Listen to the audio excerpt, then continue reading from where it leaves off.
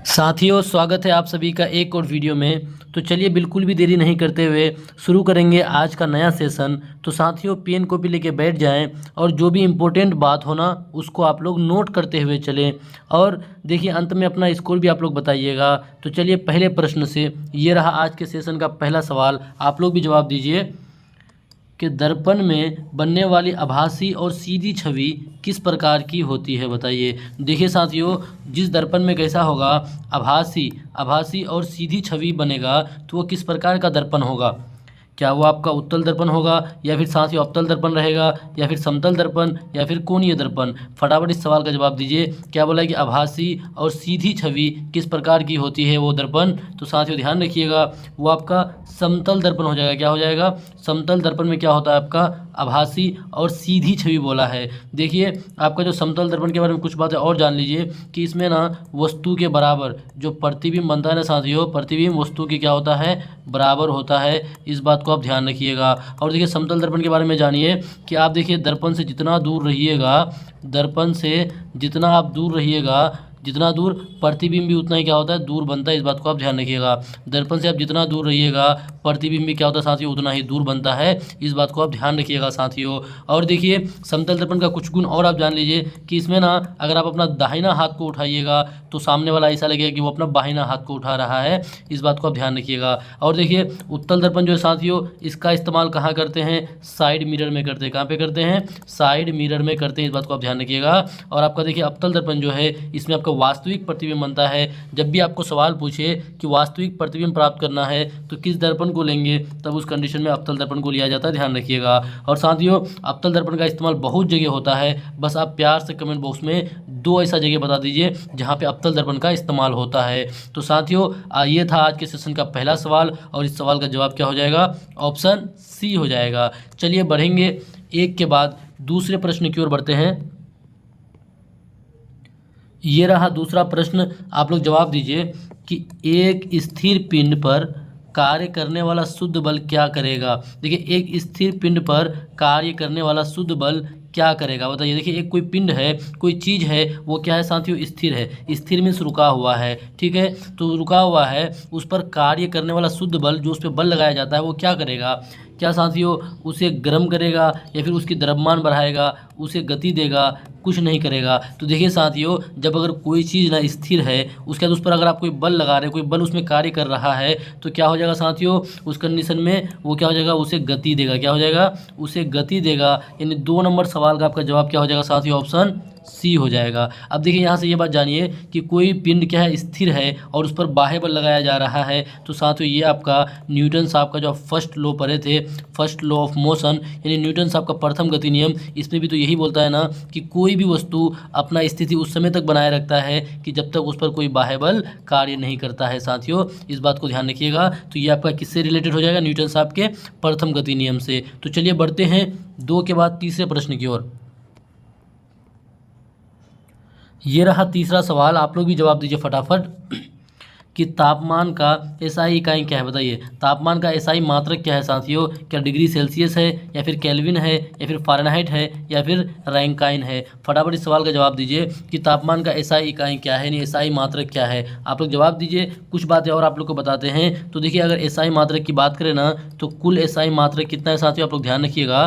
कुल एसआई मात्रक की बात करें तो कुल कितना है? 7 एसआई मात्रक है। इस बात को आपको ध्यान रखना है। और देखिए, इसको ना एसआई मात्रक को अपनाया कब गया था, अगर आपको सवाल पूछ दे कि अपनाया कब गया था, तो साथियों ध्यान रखिएगा, इसको 1960 में, यानी 1960 में इसे अपनाया गया था। इस बात को आप ध्यान रखिएगा। और साथियों देखिए, तापमान का एसआई मात्रक क्या हो जाएगा? तो तापमान का एसआई मात्रक केल्विन होता है। क्या होता है? केल्विन होता है। इस बात को आप ध्यान रखिएगा साथियों। तापमान का एसआई मात्रक क्या हो जाएगा? केल्विन हो जाएगा।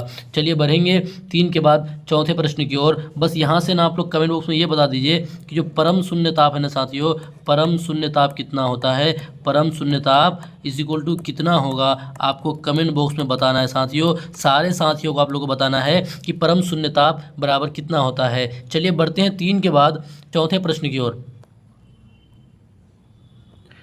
ये रहा चौथा सवाल। आप लोग जवाब दीजिए कि निम्न में कौन सा बल गैर संपर्क बल है। देखिए गैर संपर्क बोले या फिर असंपर्क बोले साथियों एक ही बात है, चाहे गैर संपर्क बोले या असंपर्क बोले एक ही बात बोला है, जिसको नॉन कांटेक्ट फोर्स कहा जाता है साथियों। यानी ऐसा बल जो आपका बिना संपर्क में आए हुए भी लगाया जा सकता है। क्या साथियों, आपका घर्षण बल होगा या फिर चुंबकीय बल होगा या फिर तन्य बल होगा या सामान्य बल होगा। तो साथियों देखिए बोला है कि गैर संपर्क बल ना, तो ध्यान रखिएगा कि जो आपका घर्षण बल है ना, ये आपका गैर संपर्क बल नहीं है। क्योंकि देखिए आप क्या करते हैं, ज़मीन में जो चलते हैं तो देखिए वहाँ पे आपका बॉडी यानी आपका शरीर और ज़मीन के बीच में दोनों में संपर्क होता है, तभी वहाँ पे आपका घर्षण बल कार्य होता है साथियों। यानी घर्षण बल होने के लिए दो बॉडी का संपर्क में होना जरूरी है। लेकिन आपका चुंबकीय जो बल है साथियों, चुंबकीय बल ये आपका संपर्क बल नहीं है, मतलब ये आपका गैर संपर्क बल है।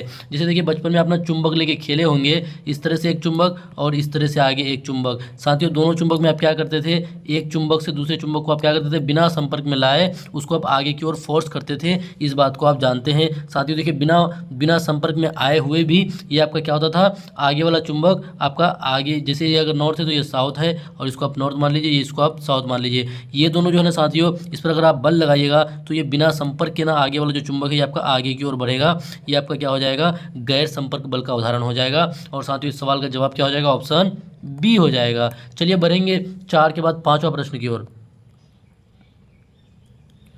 ये रहा 5वां सवाल, जवाब दीजिए आप लोग कि एक वस्तु की चाल शून्य है, इसका अर्थ है बताइए। कोई वस्तु है उसका जो चाल है ना साथियों, उसका चाल क्या बोला है, शून्य बोला है, तो इसका अर्थ क्या होगा, क्या वो गति कर रही है या फिर क्या वो स्थिर है साथियों, या फिर वो घूम रही है या फिर वो कंपन कर रही है। तो देखिए क्या बोला है कि वेलोसिटी यानी उसका चाल जो है ना साथियों, उसका स्पीड क्या बोला, शून्य है। उसका चाल जब शून्य होगा तो वो आपका क्या हो जाएगा, इसका अर्थ है कि वो आपका क्या स्थिर है। यानी कोई भी चीज़ रुका हुआ होगा तभी उसका चाल क्या होगा साथियों, जीरो होगा। नहीं तो वो आपका अगर रुका हुआ नहीं होगा तो उसका चाल कभी भी जीरो नहीं होगा। यानी किसी का चाल आपका शून्य तभी होगा जब वो वस्तु क्या होगा साथियों, स्थिर होगा। इस बात को आप ध्यान रखिएगा। तो इस सवाल का आपका जवाब क्या हो जाएगा, ऑप्शन बी हो जाएगा। चलिए बढ़ेंगे 5 के बाद 6ठे प्रश्न की ओर बढ़ते हैं।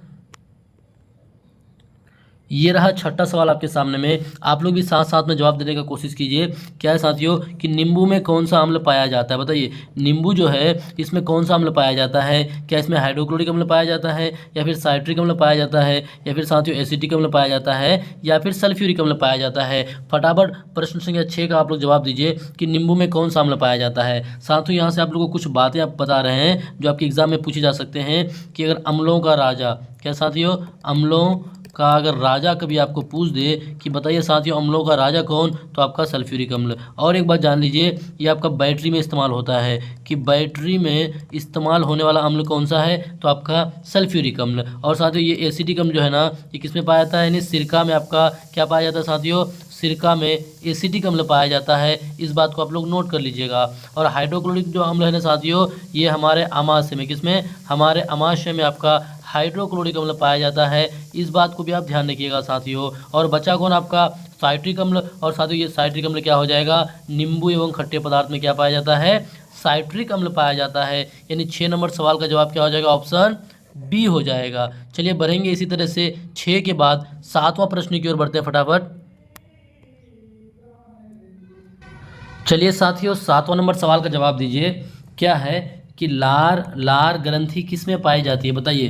जो लार ग्रंथि है ना साथियों, जिससे आपका लार का स्राव होता है, वो आपका किस में पाया जाता है, क्या आपका अमाशय में पाया जाता है या फिर आंत में या फिर मुख में या फिर जिगर में। बताइए साथियों लार ग्रंथि जो है ये आपका किस में पाया जाता है। देखिए यहाँ से ना कुछ बातें और आप नोट कर लीजिएगा कि हाँ, मनुष्य में ना कितना, अगर लार ग्रंथि की बात करें तो कितना, 3 जोड़ी लार ग्रंथि, कितना साथियों, 3 जोड़ी लार ग्रंथि, कितना जोड़ी, 3 जोड़ी लार ग्रंथि मनुष्य में पाया जाता है। इस बात को आप ध्यान रखिएगा। यानी हम मनुष्य में कितनी जोड़ी लार ग्रंथि, 3 जोड़ी लार ग्रंथि पाया जाता है। इस बात को आप ध्यान रखिएगा। अगर इसका आपको नाम पूछे साथियों तो उसको भी आप नोट कर लीजिएगा। देखिए एक आपका क्या होता है, एक होता है पैरोटिड, क्या होता है साथियों, पैरोटिड, कौन सा, पैरोटिड ग्लैंड, इसको आप ध्यान रखिएगा।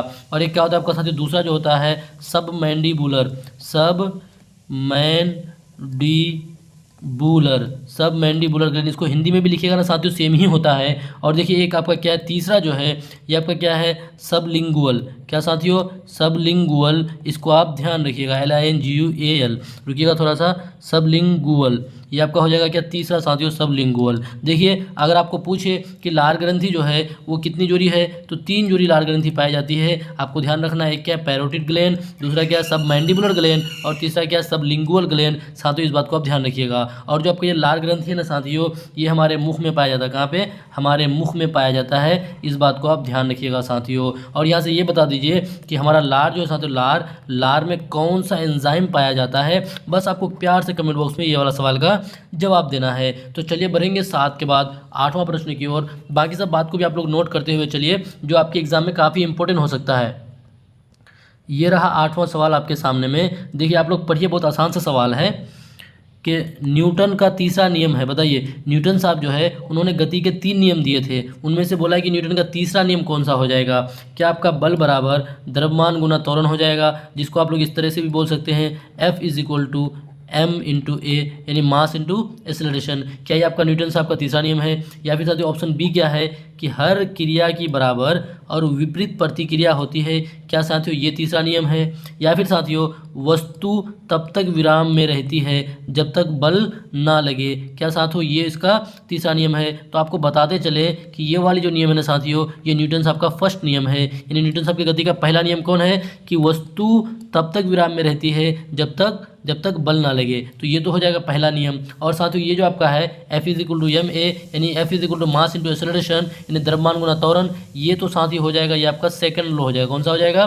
सेकंड लॉ हो जाएगा। इन सभी बातों को भी ध्यान रखिएगा। और देखिए आपका जो ऑप्शन नंबर बी है ना साथियों, क्या है कि हर क्रिया की बराबर और विपरीत प्रतिक्रिया होती है। यही क्या हो जाएगा साथियों? न्यूटन साहब का तीसरा नियम। देखिए अगर पहला पूछता तो ये हो जाता, दूसरा अगर पूछता तो ये हो जाता, और तीसरा पूछा है साथियों, तो इसलिए इस सवाल का जवाब क्या हो जाएगा? ऑप्शन बी हो जाएगा। तो बताइए कैसा लग रहा है आज का सेशन आप लोगों को? मज़ा आ रहा है कि नहीं आ रहा साथियों? इसी तरह से आप लोग ना मेहनत करते हुए चलें और जितना ज़्यादा हो सके उतना मेहनत करें और उतना ज़्यादा प्रैक्टिस करें। देखिए साथियों प्रश्न संख्या 9 है कि एक परमाणु में प्रोटॉन की संख्या को क्या कहते हैं। बताइए प्रोटॉन की जो संख्या साथियों उसको क्या कहेंगे? क्या वो द्रव्यमान संख्या कहलाता है, या परमाणु संख्या कहलाता है, या समस्थानिक कहलाता है, या फिर साथियों समवाय कहलाता है। तो देखिए एक परमाणु में ना क्या क्या होता है आपका, एक तो इलेक्ट्रॉन होता है, उसके साथियों प्रोटॉन होता है और आपका न्यूट्रॉन होता है। क्या क्या होता है? इलेक्ट्रॉन, प्रोटॉन और न्यूट्रॉन। साथियों ध्यान रखिएगा कि किसी भी परमाणु में ना जो प्रोटॉन है ना साथियों, जितना प्रोटॉन होगा यानी प्रोटॉन की संख्या आपको किसको दर्शाता है? तो वो आपका प्रोटॉन की संख्या परमाणु संख्या को दर्शाता है। किसको? परमाणु संख्या को। फॉर एग्जाम्पल साथियों कि जैसे आप सबको पता है कि सोडियम जो है, सोडियम का एटॉमिक नंबर कितना? 11 है, यानी परमाणु संख्या 11 है। इसका मतलब है कि इसमें नंबर ऑफ प्रोटॉन कितना हो जाएगा? 11 हो जाएगा। इस बात को आप ध्यान रखिएगा। यानी जिस परमाणु संख्या का, जो भी तत्वों का परमाणु संख्या जितना होगा उतना उसमें क्या होता है? प्रोटॉन की संख्या होता है। इसलिए प्रोटॉन संख्या को क्या कहते हैं? परमाणु संख्या कहते हैं साथियों। देखिए उसके बाद देखिए आपका एक बात यहाँ से और आप जान लीजिए कि जो इलेक्ट्रॉन है ना साथियों, इलेक्ट्रॉन आपका कोई भी परमाणु के ना कक्ष में घूमते रहता है। इस बात को आप ध्यान रखिएगा। और देखिए न्यूट्रॉन और प्रोटॉन जो है ये दोनों कहाँ पे रहता है साथियों? नाभिक में रहता है। इन सभी बात को भी ध्यान रखिएगा। तो चलिए बढ़ते हैं इसके बाद अगले प्रश्न में। और देखिए यहाँ पे द्रव्यमान संख्या बोला, क्या बोला है? द्रव्यमान संख्या। तो देखिए द्रव्यमान संख्या अगर आपको पता करना हो तो प्रोटॉन की संख्या प्लस न्यूट्रॉन की संख्या को जोड़ दीजिए साथियों, आपका क्या निकल के आ जाएगा? द्रव्यमान संख्या प्राप्त हो जाएगा। इस बात को आप ध्यान रखिएगा। चलिए 9 के बाद बढ़ेंगे 10वां प्रश्न की ओर। ये रहा 10वां सवाल आपके सामने में। जवाब दीजिए कि कोई विलयन जिसमें घुलनशील पदार्थ अधिक मात्रा में हो वो कहलाता है। देखिए साथियों एक विलयन में ना एक क्या होता है? सोल्यूट, एक होता है सोलवेंट और सॉल्यूशन। यानी ये सोल्यूट इंग्लिश में हम लिख देते हैं साथियों, घबराइए मत। एक होता है सोल्यूट और दूसरा क्या होता है? सॉल्वेंट। क्या होता है साथियों? सॉल्वेंट। और आपका क्या है? एक होता है सॉल्यूशन। हाँ इसको अब हिंदी में समझ में आ गया। सोल्यूट को बोलते हैं विलय, सोल्यूट को क्या बोलते हैं साथियों? इसको बोलते हैं विलय, इसको बोलते हैं विलय। और ये आपका हो जाएगा विलायक। और साथ ही सॉल्यूशन को क्या बोलते हैं? इसको बोलते हैं विलियन बोलते हैं। इसको क्या बोलते हैं?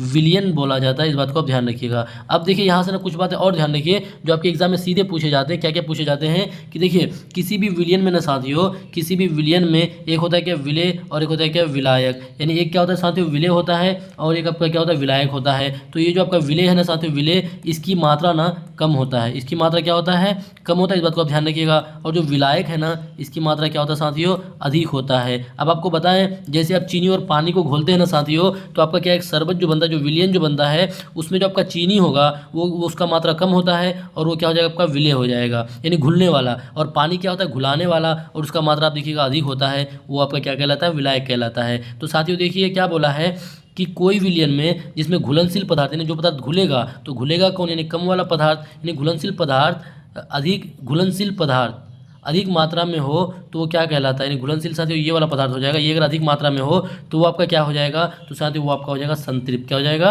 संतृप्त। क्या हो जाएगा साथियों, संतृप्त विलयन हो जाएगा। इस बात को आप ध्यान रखिएगा। तो इस सवाल का जवाब क्या हो जाएगा साथियों, ऑप्शन बी हो जाएगा। इसके अलावा इन सभी बातों को भी ध्यान रखिएगा क्योंकि एग्जाम में सीधे यहाँ से पूछे जाते हैं सवाल। चलिए 10 के बाद बढ़ते हैं 11वां प्रश्न की ओर। ये रहा 11वां सवाल, आपके सामने में जवाब दीजिए कि NaCl किस प्रकार का यौगिक है, बताइए। NaCl जो है साथियों ये आपका Na और आपका Cl से जो मिलके बना है, ये किस प्रकार का यौगिक है। क्या ये आपका सहसंयोजी यौगिक है, या फिर आयनिक यौगिक है, या धात्विक यौगिक है, या फिर मिश्रण है। तो साथियों देखिए सोडियम क्लोराइड में आप अगर देखिएगा तो आपका सोडियम जो है ये आपका क्या है, धातु है, और क्लोरीन क्या है, अधातु है। तो जब भी धातु और अधातु आपस में मिलकर के साथियों जो आपका यौगिक बनाता है ना, वो आपका क्या होता है, आयनिक होता है। क्या होता है, आयनिक होता है। अब आप बोलेगा सर आयनिक क्यों होता है, क्योंकि देखिए इसको अगर आप तोड़िएगा ना साथियों कुछ इस प्रकार से होगा, Na++Cl-, यानी सोडियम क्या करता है साथियों, सोडियम आपका क्या करता है, क्लोरीन को एक इलेक्ट्रॉन देता है, इसलिए फिर क्या होता है ये दोनों मिलकर के आपका क्या बन जाता है साथियों, सोडियम क्लोराइड बन जाता है। और देखिए प्लस माइनस, ये आपका प्लस है और ये माइनस है, यानी जो आपका ऋणात्मक और धनात्मक आयन मिलकर के इस यौगिक का निर्माण करता है, इसलिए इसको क्या बोलते हैं साथियों, आयनिक यौगिक बोला जाता है। इस सवाल का जवाब क्या हो जाएगा, ऑप्शन बी हो जाएगा। चलिए बढ़ेंगे 11 के बाद 12वां प्रश्न की ओर बढ़ते हैं। ये रहा 12वां सवाल, जवाब दीजिए कि कोयला मुख्य रूप से किसका बना होता है, बताइए। कोयला जो है साथियों वो किसका बना होता है, क्या वो कोयला हाइड्रोजन का बना होता है, या कार्बन का, फिर नाइट्रोजन का, या फिर ऑक्सीजन का। साथियों इस सवाल का जवाब दीजिए, जो कोयला है ना वो मुख्य रूप से किसका बना होता है। तो देखिए इस सवाल का जो भी जवाब हो आप लोग जब तक जवाब दीजिए कुछ बातें आप लोग को बताते हैं। साथियों कोयला जो है साथियों ये आपका कितने प्रकार का होता है, मुख्यतः ये आपका 4 प्रकार का होता है। क्या होता है, 4 प्रकार का। इसमें से आपको एग्जाम में सवाल पूछता है कि सबसे अच्छा कोयला कौन सा हो जाएगा। तो ध्यान रखिएगा साथियों, सबसे अच्छा अगर जब भी बोले ना, सबसे क्या बोले, अच्छा बोले, तो कौन हो जाएगा आपका, एंथ्रासाइट। क्या हो जाएगा साथियों, रुकिएगा, एंथ्रासाइट हो जाता है। इस बात को आप ध्यान रखिएगा। सबसे अच्छा कोयले की अगर बात करें तो क्या हो जाएगा साथियों, एंथ्रासाइट। ध्यान रखिएगा कौन सा, एंथ्रासाइट जो है ये आपका सबसे अच्छा कोयला हो जाता है। उसके बाद एक क्या होता है, एक होता है लिग्नाइट, एक होता है बिटुमिनस, और एक क्या होता है, पीट होता है। तो साथियों सबसे अगर खराब बोले तो सबसे खराब कोयला आपका क्या हो जाता है, वो आपका पीट हो जाता है। इस बात को भी आप ध्यान रखिएगा, ये एग्जाम में आपका पूछे जाता है कि सबसे अच्छा कोयला एंथ्रासाइट, सबसे खराब कोयला पीट हो जाता है। और कोयला आपका साथियों कितने प्रकार का होता है, 4 प्रकार का होता है। और कोयला मुख्य रूप से किसका बना होता है, तो आप ध्यान रखिएगा आपका कार्बन का बना होता है। किसका, कार्बन का बना होता है। इस बात को आप ध्यान रखिएगा, यानी सवाल का जवाब क्या हो जाएगा साथियों, ऑप्शन बी हो जाएगा। चलिए बढ़ेंगे 12 के बाद धीरे धीरे से 13वां प्रश्न की ओर। ये रहा 13वां सवाल, आप लोग जवाब दीजिए। क्या है कि धातु और अम्ल की अभिक्रिया से क्या बनता है। देखिए धातु, आप एक धातु ले लीजिए सोडियम, एक धातु क्या ले लीजिए सोडियम, और एक आप क्या ले लीजिए, अम्ल क्या ले लीजिए, आप अम्ल ले लीजिए ना, HCl ही ले लीजिए। क्या ले लीजिए, HCl ले लीजिए। अब देखिए इसका रिएक्शन कराइए तो क्या बोले कि धातु और अम्ल की अभिक्रिया से क्या बनता है। आपको देखिए रिएक्शन करना थोड़ा एक तरीका बताते हैं साथियों। ये आपका क्या हो जाएगा, ये जो आपका है ना ये हो जाएगा आपका H+ और Cl- में आपका ये टूटेगा। आप जानते हैं ये H+ और Cl-, तो Na क्या हो जाएगा, ये आपका Na+ में होता है, और ये Cl-, ये दोनों मिलके क्या बन जाएगा साथियों, NaCl बन जाएगा। और आपका जो आपका H बचा ये आपका हाइड्रोजन गैस बाहर निकल जाएगा। इस बात को आप ध्यान रखिएगा कि धातु और अम्ल की अभिक्रिया से क्या बनता है। तो जब भी धातु ना साथियों, जब भी धातु क्या करेगा, अम्ल के साथ अभिक्रिया करेगा तो लवण बनाएगा और हाइड्रोजन गैस बाहर निकलता है। और यहाँ से ये भी सवाल पूछे जाते हैं कि धातु जब अम्ल से अभिक्रिया करता है तो कौन सा गैस बाहर निकलता है साथियों। तो यहाँ पे आप लोग नोट कर लीजिए कौन सा गैस बाहर निकला है, हाइड्रोजन गैस बाहर निकला है। इस बात को भी आप ध्यान रखिए। तो देखिए ऑप्शन कहाँ है, क्या लवण और जल, बिल्कुल नहीं। अम्ल और हाइड्रोजन नहीं साथियों। क्या हो जाएगा, लवण और हाइड्रोजन। क्या हो जाएगा, लवण और हाइड्रोजन। देखिए ये जो आपका NaCl है ना, ये आपका साल्ट है साथियों। क्या है, साल्ट, और साल्ट को हिंदी में लवण बोलते हैं। तो इस सवाल का जवाब क्या हो जाएगा, लवण और हाइड्रोजन गैस, यानी ऑप्शन सी हो जाएगा। तो बोलिए कैसा लग रहा है आज का सेशन आप लोगों को। चलिए 13 के बाद बढ़ते हैं इसी तरह से 14वां प्रश्न की ओर। देखिए 14वां सवाल साथियों, बताइए फटाफट कि गैसों की तुलना में ठोसों का घनत्व बताइए। गैस की तुलना में ठोस का घनत्व, एक होता है सॉलिड, एक होता है लिक्विड, और एक आपका गैस। बोला कि गैस की तुलना में किसका, ठोस का घनत्व क्या हो जाएगा, बहुत कम होता है, समान होता है, बहुत अधिक होता है, कोई अंतर नहीं। बताइए साथियों 14 नंबर सवाल का आप लोग जवाब दीजिए कि गैस की तुलना में ना ठोस का घनत्व क्या हो जाएगा। तो देखिए गैस है और ठोस है, तो गैस की तुलना में जब भी ठोस का बोलेगा ना तो वो बहुत अधिक होता है, इस बात को आप ध्यान रखिएगा। यानी ठोस जो है साथियों उसका घनत्व सबसे अधिक हो जाएगा, इस बात को भी आप ध्यान रखिएगा। यानी 14 नंबर सवाल का जवाब क्या हो जाएगा, ऑप्शन सी हो जाएगा। चलिए 14 के बाद बढ़ते हैं धीरे धीरे से 15 नंबर सवाल की ओर। ये रहा 15वां सवाल, जवाब दीजिए कि मानव शरीर में रक्त शुद्ध करने का कार्य कौन करता है। देखिए हमारे शरीर में ना रक्त को शुद्ध कौन करता है, क्या यकृत शुद्ध करता है, या फिर हृदय करता है, या फिर साथियों गुर्दा करता है जिसको किडनी बोलते हैं, या फिर फेफड़ा करता है। आप लोग 15 नंबर सवाल का फटाफट जवाब दीजिए। साथियों यहाँ से ध्यान रखिएगा कि ये जो हृदय है ना, हमारा हृदय ये आपका कितने चैम्बर में बटा है, 4 चैम्बर में बटा है, इसको ध्यान रखिएगा। और ये हृदय किसका काम करता है, तो ये पंप का काम करता है, किसका, पंप का काम करता है, इस बात को भी आपको ध्यान रखना है। और देखिए शरीर में ना रक्त जो है उसको शुद्ध करने का कार्य कौन करता है, तो आपका गुर्दा करता है। कौन साथियों, गुर्दा, जिसको किडनी बोलते हैं। किडनी क्या करता है, रक्त को शुद्ध करने का काम करता है, इस बात को आप ध्यान रखिएगा साथियों, इस बात को आप ध्यान रखिएगा। यानी 15 नंबर सवाल का जवाब क्या हो जाएगा, ऑप्शन सी हो जाएगा। चलिए 15 के बाद बढ़ते हैं धीरे धीरे से 16वां प्रश्न की ओर।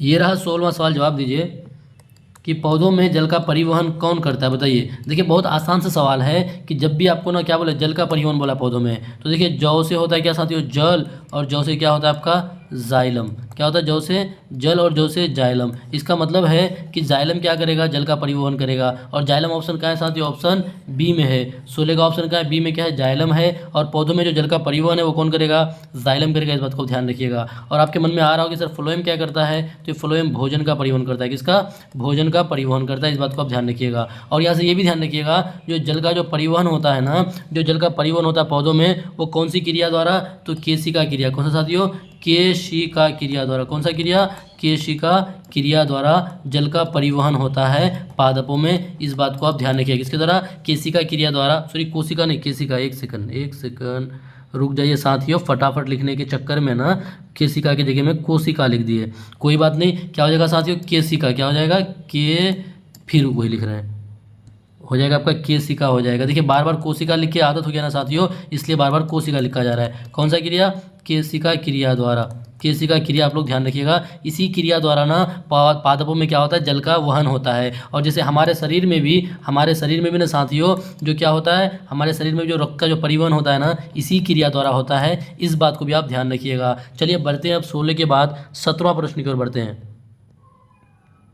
ये रहा 17 नंबर सवाल आपके सामने में। देखिए क्या है कि ओम का नियम किससे संबंधित है। बताइए ओम का नियम किससे संबंधित है, क्या बल और गति से संबंधित है, दाब और आयतन से संबंधित है, साथ ही वोल्टेज, धारा और प्रतिरोध से है, या फिर ताप और कार्य से है। तो देखिए आपको ना पता होगा कि ओम का नियम क्या है। तो देखिए ओम का नियम क्या होता है, V = I/R होता है, ये आपको पता है। जब आपको ये वाला पता है तो आप इजीली बता दीजिएगा कि ओम का नियम किससे संबंधित है। तो साथ ही देखिए V जो है, ये आपका V जो है ये हो जाएगा आपका क्या, वोल्ट हो जाएगा। क्या हो जाएगा, वोल्ट हो जाएगा, जिसको वोल्टेज बोलते हैं। और I जो है साथियों, I ये आपका विद्युत धारा हो जाएगा, ये क्या हो जाएगा, विद्युत धारा हो जाएगा। और R जो है साथियों, R जिसको रेसिस्टेंस बोलते हैं, यानी ये आपका प्रतिरोध हो जाएगा। तो अब बताइए ये वाला ऑप्शन कहाँ पे है, प्रतिरोध, धारा और वोल्टेज कहाँ पे ऑप्शन है। तो देखिए 17 नंबर सवाल का ना ऑप्शन सी में है कि ओम का जो नियम है वो किससे संबंधित है, वोल्टेज, धारा और प्रतिरोध से। किससे, वोल्टेज, धारा और प्रतिरोध से, जिसको V = I/R ये भी आपके एग्जाम में पूछ दिए जाते हैं, इस बात को भी आपको ध्यान रखना है साथियों। यानी 17 नंबर सवाल का जवाब क्या हो जाएगा, ऑप्शन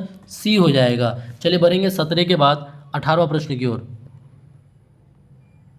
ये रहा 18वां सवाल, जवाब दीजिए कि साबुन अम्लीय माध्यम में क्या करता है। देखिए साबुन जो है वो जब अम्लीय माध्यम में होगा तब उस समय वो क्या करेगा। तो देखिए आप ध्यान रखिएगा, साबुन कैसा होता है साथियों, क्षार होता है। किस नेचर का होता है, ये क्षारीय नेचर का होता है, ध्यान रखिएगा। अब इसको आप किस में मिला रहे हैं, अम्लीय माध्यम में मिला रहे हैं। किसमें, अम्लीय माध्यम में मिला रहे हैं। तो आप जानते हैं कि जब अम्ल और क्षार आपस में मिलता है तो क्या बनता है साथियों, उदासीन होता है। क्या होता है, उदासीन, यानी न्यूट्रल हो जाता है। एसिड और बेस जब आपस में मिलेगा उस रिएक्शन को क्या बोलते हैं, उदासीनीकरण अभिक्रिया बोलते हैं साथियों। तो देखिए अम्ल और क्षार जब आपस में मिलेगा तो क्या हो जाएगा, वो आपका न्यूट्रल हो जाएगा। क्या हो जाएगा, उदासीन यानी न्यूट्रल हो जाएगा। जब न्यूट्रल हो जाएगा तो बताइए साथियों, क्या वो आपका असरदार हो जाता है, या फिर निष्क्रिय हो जाता है, या फिर अधिक झाग बनता है, या फिर रंग बदल देता है। तो ध्यान रखिएगा, जब वो निष्क्रिय हो गया गया, मतलब यानी उदासीन हो गया, न्यूट्रल हो गया, तो इसका मतलब वो क्या हो जाएगा साथियों, निष्क्रिय हो जाएगा। क्या हो जाएगा, निष्क्रिय। देखिए बहुत आसान था, बस समझने लायक था कि आपका जो साबुन है ये क्षार होता है, उसको आप अम्लीय माध्यम में जब मिलाइएगा तो आप जानते हैं कि अम्ल और क्षार इस रिएक्शन को रिएक्शन में क्या होता है, उदासीन होता है, न्यूट्रल हो जाता है, इसलिए वो आपका निष्क्रिय हो जाता है और आगे कोई काम नहीं करेगा। चलिए 18 के बाद बढ़ेंगे साथियों 19वां प्रश्न की ओर। ये रहा 19वां सवाल, आप लोग भी जवाब दीजिए फटाफट। क्या बोला है कि कोशिका का नियंत्रण केंद्र कौन होता है, बताइए। कोशिका को नियंत्रण कौन करता है, उसको कंट्रोल कौन करता है? क्या माइटोकॉन्ड्रिया करता है, या साइटोप्लाज्म करता है, या फिर राइबोसोम करता है, या फिर न्यूक्लियस करता है? देखिए साथियों, किसी भी चीज़ का ना उसका क्या किया था, कंट्रोल उसका केंद्र से किया जाता है। जैसे साथियों हमारा भारत देश, इसका कंट्रोल कहाँ है, इसका केंद्र कहाँ है साथियों, दिल्ली, तो वहाँ से इसको कंट्रोल किया जाता है। तो इसी तरह से क्या है, कोशिका का जो नियंत्रण है ना साथियों, उसका क्या हो जाएगा, केंद्र हो जाएगा। और केंद्र को क्या बोलते हैं, नाभिक बोलते हैं। क्या बोलते हैं, नाभिक बोलते हैं, जिसको न्यूक्लियस बोला जाता है। तो देखिए कोशिका का नियंत्रण केंद्र अगर जब भी आपको पूछे एग्जाम में, क्या हो जाएगा साथियों, न्यूक्लियस यानी केंद्र उसका क्या हो जाएगा, नियंत्रण केंद्र हो जाएगा। बस आपको प्यार से ये बोलना है कि राइबोसोम को किस नाम से जाना जाता है, राइबोसोम को किस नाम से जाना जाता है। और माइटोकॉन्ड्रिया के बारे में तो सबको पता है, लेकिन फिर भी आप कमेंट बॉक्स में बता दीजिए कि माइटोकॉन्ड्रिया को भी किस नाम से जाना जाता है। ये दोनों आपको कमेंट बॉक्स में बताना है साथियों। देखिए जो भी सवाल कमेंट बॉक्स में पूछा जाता है, आपको अगर नहीं भी आता है तो आप किताब देखिए, कॉपी देखिए, उसको बताइए, ताकि जो बात को आप कमेंट कीजिएगा ना, वो बात आपको याद रह जाएगा साथियों। चलिए धीरे धीरे बढ़ेंगे अब 19 के बाद 20वां प्रश्न की ओर। ये रहा 20वां सवाल और आज के सेशन का अंतिम प्रश्न साथियों। जवाब दीजिए कि मानव शरीर में आरबीसी का कार्य क्या है। देखिए हमारे शरीर में ना आरबीसी का क्या कार्य है। एक बात तो ध्यान रखिएगा, मानव शरीर में जो आरबीसी होता है ना, इसमें केंद्रक नहीं होता है। क्या साथियों, केंद्रक नहीं होता है, इस बात को आप ध्यान रखिएगा। मानव शरीर में जो आरबीसी होता है, इसमें केंद्रक नहीं होता आरबीसी में। अब देखिए आरबीसी का कार्य क्या है, तो क्या वो आपका रोग प्रतिरोध के लिए है, या फिर साथियों ऑक्सीजन को ढोने का काम करता है, या फिर ऊर्जा का उत्पादन करता है, या फिर मांसपेशी संचालन करता है। तो आप ध्यान रखिएगा कि जब आपका रोग प्रतिरोध की बात किया है, ये आपका कौन होता है साथियों, डब्ल्यूबीसी होता है। कौन, डब्ल्यूबीसी होता है। और ऑक्सीजन ढोना बिल्कुल यही सही हो जाएगा, यानी आरबीसी क्या करता है साथियों, ऑक्सीजन ढोने का काम करता है। इस बात को आप ध्यान रखिएगा। देखिए आरबीसी बोले या फिर आपका क्या बोले, हीमोग्लोबिन बोले, ये क्या करता है, आपका ऑक्सीजन ढोने का काम करता है। यानी 20 नंबर सवाल का जवाब क्या हो जाएगा साथियों, ऑप्शन बी हो जाएगा। तो साथियों ये था आज के सेशन का अंतिम प्रश्न। तो अब आप लोग बताइए 20 सवाल आप लोगों को कैसा लगा, मज़ा आ रहा है कि नहीं आ रहा तैयारी करने में। इसी तरह से आप लोग कंटिन्यू तैयारी करते रहें, पढ़ते रहें और मुस्कुराते रहें। फिर मिलेंगे अगले वीडियो में साथियों, जब तक के लिए आप लोग